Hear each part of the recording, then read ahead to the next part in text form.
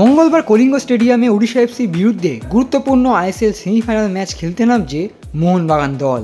তবে সেই ম্যাচের আগেই দুর্দান্ত একটি খবর পেয়ে গেল সবুজ মেরুন সমর্থকেরা।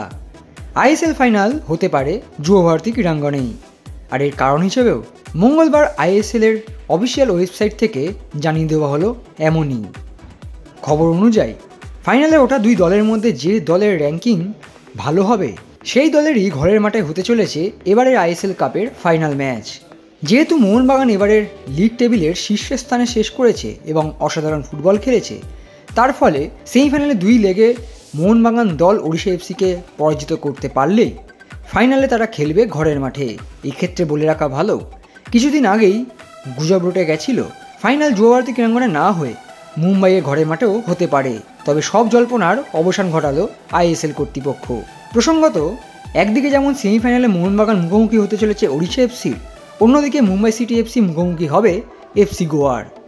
সেক্ষেত্রে মোহনবাগান এবং মুম্বাই সিটি এফসি যদি ফাইনালে ওঠে, সেক্ষেত্রেও ফাইনাল ম্যাচটি হবে যুবভারতী ক্রীড়াঙ্গনেই। সম্প্রতি যুবভারতী ক্রীড়াঙ্গনেই মুম্বাই সিটি এফসিকে 2-1 ফলাফলে পরাজিত করে আইএসএল শিল্ড চ্যাম্পিয়ন হয়েছে মোহনবাগান দল।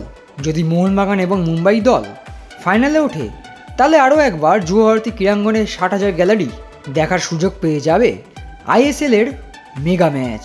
তবে অন্যদিকে মোহনবাগানের পরিবর্তে যদি ওড়িশা এফসি ফাইনালে ওঠে এবং অন্য দিক দিয়ে মুম্বাই অথবা এফসি গোয়া যদি ফাইনালে ওঠে, সেক্ষেত্রে এই তিন দলের মধ্যে যে দলের র্যাঙ্কিং ভালো থাকবে সেই দলেরই ঘরের মাঠে হতে চলেছে এবারের আইএসএল কাপের ফাইনাল ম্যাচ।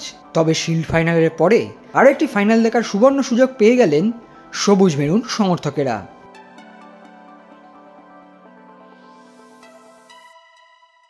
Extra time.